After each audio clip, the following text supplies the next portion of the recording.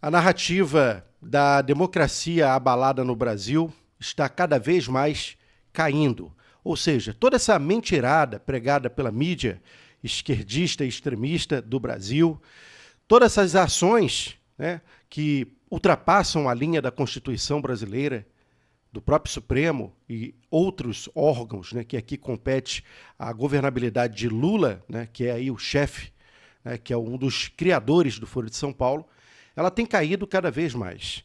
Nem a população brasileira, em sua maioria, entendeu que houve o tal golpe do dia 8 de janeiro. Né? Na verdade, tentativa de golpe, uma narrativa vaga, sem nenhum fundamento e principalmente da forma que foi e da maneira que foi, já que tivemos todas as informações das instituições que foram todas elas alertadas de um possível movimento, né, ali nos três poderes, e que nada foi feito, inclusive pelo próprio, hoje, que é do Supremo Tribunal Federal, Flávio Dino, que na época era ministro da Justiça, que ao afirmar que assistiu de camarote tudo isso, ele já mesmo entrega-se aos seus próprios erros. Fora dizer a inoperância da Força Nacional, entre outras e outras ações que deixaram de acontecer. De todas as formas, a narrativa é tão mentirosa que a cada texto a gente cada vez mais observa que a mentira da esquerda, da imprensa esquerda, do consórcio, de Lula e até mesmo das falas de ministros do Supremo Tribunal Federal que deveriam ser isentos, mas se colocam na condição de opinar em situações políticas, naturalmente demonstram que é uma falácia mentirosa, desastrosa e que agora eles estão colhendo o que plantaram. O jornal vou botar aqui na tela o artigo do The Wall Street Journal, um dos principais jornais americanos. Ele traz, tá, o seguinte título: Democracia inabalada. O mundo não engoliu o teatrinho Mambembe.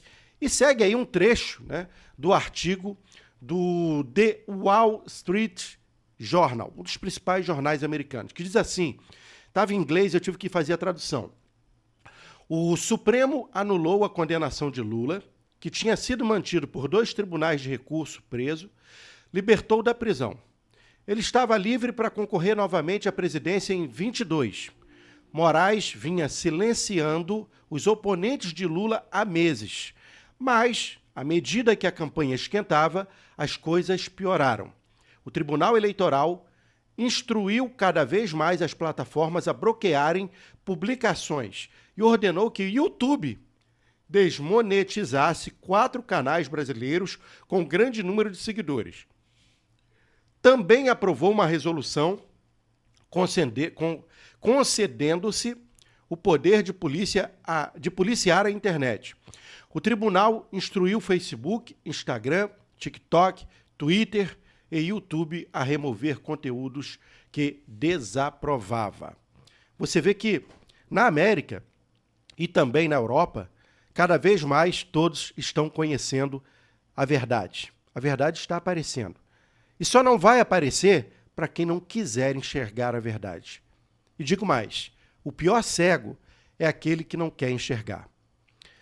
40 anos que a esquerda está, na maioria do tempo, governando o Brasil. Durante 40 anos, ela não solucionou a pobreza do Brasil, embora o Brasil seja o país mais rico deste continente, obviamente, né, sul-americano. De todas as formas, tivemos ao contrário, a nossa educação em queda livre, como vem apresentando os números recentes. A nossa economia em frangalhos. Tivemos um respiro durante 4 anos do governo Bolsonaro.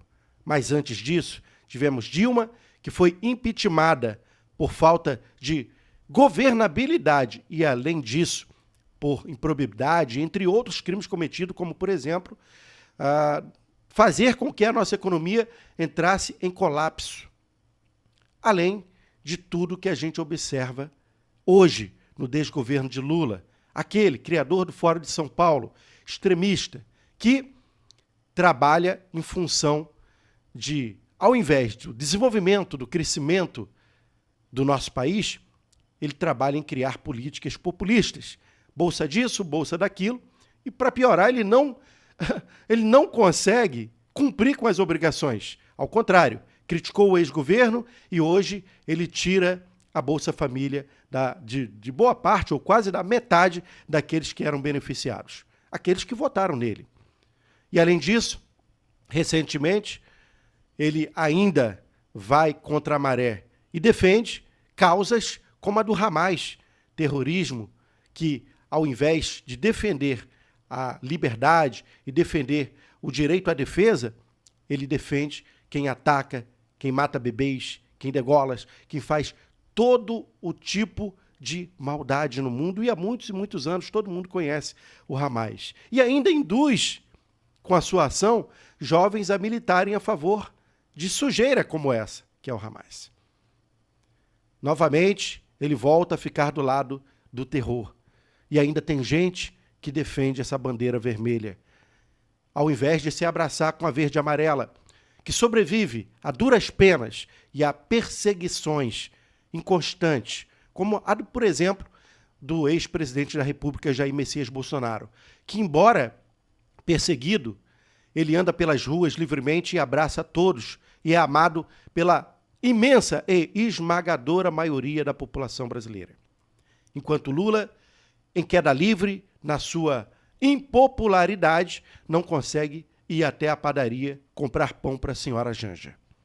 Este é o Brasil que se tornou uma extrema esquerda, abocanhada pela mídia esquerdopata, que defende apenas seus interesses e discursa em favor de um sistema sujo, corrupto, por inúmeras oportunidades, e que não tem o senso e o poder de gestão. Ao contrário, o presidente da República abre a boca e, em inúmeras oportunidades, defende o comunismo. Inclusive, se orgulha de ter um comunista que, indicado por ele, está no Supremo Tribunal Federal, Flávio Dino, que, naturalmente, lá no Supremo, defenderá somente a sua própria bandeira, a da esquerda.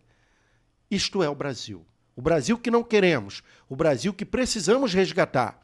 E só há um caminho: mudança no Congresso, mudança no Senado, e termos, assim, a maioria para poder bater de frente com a Suprema Corte, que hoje, ao invés de controlar as medidas que são implementadas pela nossa Constituição, ultrapassa e passa por cima da mesma.